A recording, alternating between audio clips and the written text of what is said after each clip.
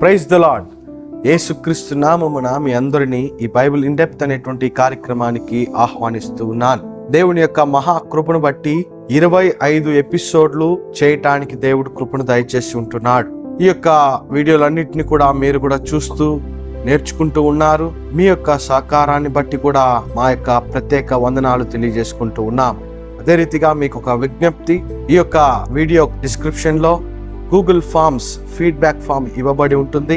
ఈ 25 ఎపిసోడ్లు ఎలా ఉన్నదని మీ యొక్క సలహాలు సూచనలు, దానితో పాటు మీకు ఆశీర్వాదకరమైనటువంటి విషయాలు ఉన్నట్లయితే అందులో తెలపవలసిందిగా ప్రేమపూర్వకంగా మనవి చేసుకుంటూ ఉన్నాం.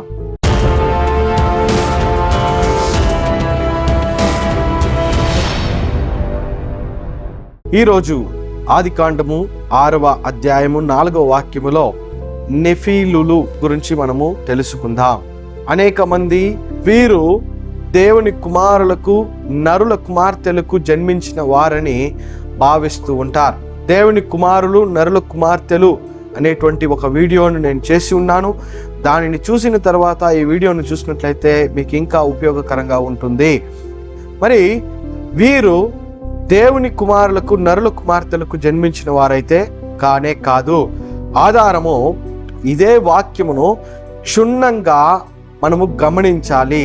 వాక్యము ఇలా ఉన్నది: ఆ దినములలో నెఫీలుల వారు భూమి మీద ఉండిరి, సెమికోలన్, తరువాతను ఉండిరి, ఫుల్ స్టాప్. ఇక్కడ నెఫీలుల గురించి చెప్పి అయిపోయిన తర్వాత ఒక ఫుల్ స్టాప్ తర్వాత దేవుని కుమారులు నరుల కుమార్తెలతో పోయినప్పుడు వారికి పిల్లలను కనిరి.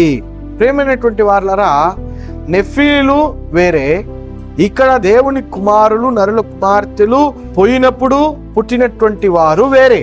వారిని ఏమంటున్నారంటే శూరులు అని అంటూ ఉన్నారు. మొదటగా ఈ నెఫీలీలు అనేవారు దేవుని కుమారులకు నరుల కుమార్తెకు జన్మించినటువంటి వారు కారు.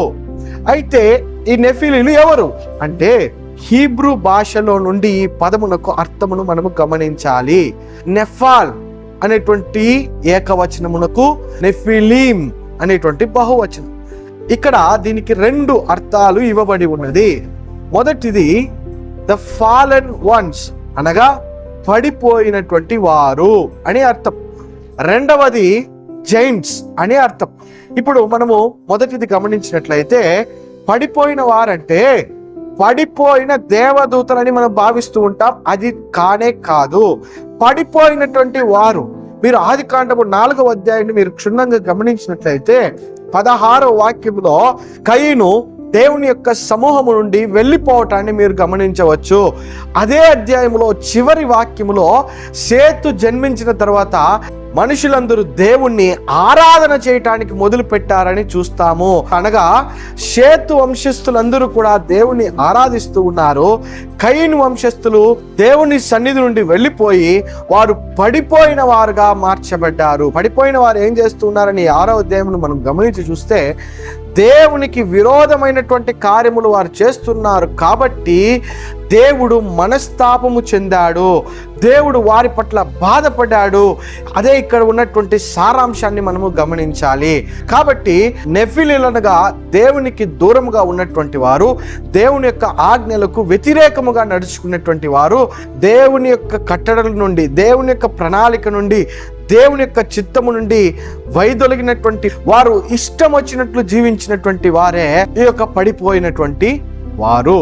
ఈ ఒక్క అర్థముతోనే పూర్తిగా మనకు అర్థమైపోతుందంటే లేదండి, ఇంకొక అర్థము కూడా దీనికి ఇవ్వబడి ఉన్నది. అదేమనగా ఇంగ్లీష్లో జైంట్స్ అని ట్రాన్స్లేట్ చేయబడి ఉన్నది. అనగా బలవంతులు, పరాక్రమవంతులు. అనగా వీరు ఎటువంటి వారంటే మనుషుల కంటే కూడా భయంకరమైనటువంటి ఎత్తు ఉన్నటువంటి వారు, మనుషులందరిలో వీరు బలము కలిగినటువంటి వారు, మనుషులందరిలో వీళ్ళు క్రూరమైనటువంటి మూర్ఖ స్వభావము కలిగినటువంటి వారు అని ఈ యొక్క పదమునకు అర్థము రాయబడి ఉన్నది. ఈ యొక్క నెఫిలీం అనేటువంటి ఈ పదము బైబిల్లో మీకు 2 దగ్గరలో మాత్రం కనబడుతుంది. ఒకటి యొక్క 6వ అధ్యాయం 4వ వాక్యములో, సంఖ్యాకాండం 13వ అధ్యాయం 33వ వాక్యములో మీకు కనబడుతుంది. ఈ యొక్క ఆదికాండమును, ఈ యొక్క సంఖ్యాకాండమును రాసినటువంటి వ్యక్తి ఒక్కరే, మోషే రాసి ఉంటున్నాడు. మోషే రాసేటప్పుడు ఆథర్ ఇస్ సేమ్ కాబట్టి మనకు రెండిటికి ఒకే అర్థము ఉంటుంది. ఇక్కడ సంఖ్యాకాండములో వారు వెళ్ళి ఆ పట్టణంలో వెళ్ళి చూసినప్పుడు అక్కడ బలవంతులైనటువంటి నెఫిలీలు ఉన్నారని చెప్పి వారు చెప్తూ ఉన్నారు. 2 ఉదాహరణలు మాత్రం నేను మీకు వివరిస్తాను. మొదటిది, బైబిల్లో గొలియాతు గురించి మనకు తెలుసు. ఆ గొలియాతు భారీ శరీరం కలిగినటువంటి వాడు. ఆయన చాలా ఎత్తుగా ఉంటాడు, చాలా భారీగా ఉంటాడు, క్రూరంగా ఉంటాడని మనము చదువుతూ ఉంటాం. అటువంటి వాళ్ళే వీళ్ళు కూడా మనం అర్థం చేసుకోవాలి.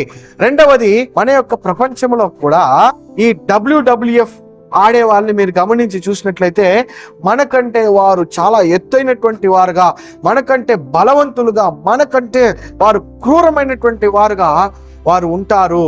ఇటువంటి శూరులు, ఇటువంటి ఆకారము కలిగినటువంటి జైంట్స్ ని మనము ఆ కాలం నుండి ఈ కాలం వరకు చూస్తూనే ఉన్నాం. కాబట్టి వీరు దేవదూతలకు పుట్టినటువంటి స్పిరిచువల్ బీయింగ్స్ అయితే కాదు, వీరు కూడా సాధారణమైనటువంటి మనుషులు. కానీ వీరు మనుషులందరికంటే కూడా వ్యత్యాసమైనటువంటి ఎత్తైన బలమైనటువంటి వారని మనము గ్రహించాలి. కాబట్టి ప్రియమైనటువంటి వారారా, బైబిల్లో ఉన్నటువంటి విషయాలను మనం క్షుణ్ణంగా గమనించినట్లయితే మనకు ఈ యొక్క వివరములు స్పష్టంగా కనబడతాయి. కాబట్టి దేవుని కుమారులకు, నరుల కుమార్తెలకు పుట్టిన వారైతే వీరు కాదు, వీరు స్పిరిచువల్ బీయింగ్స్ అయితే కాదు, వీరు సాధారణమైనటువంటి మనుషులే. కానీ క్రూరమైనటువంటి వారు, అందరికంటే కూడా ఎత్తుగా, బలముగా, వ్యత్యాసముగా ఉండేటువంటి వారు. దేవుడు మిమ్ములను, మీ కుటుంబాలను దీవించుగాక. ఆమేన్.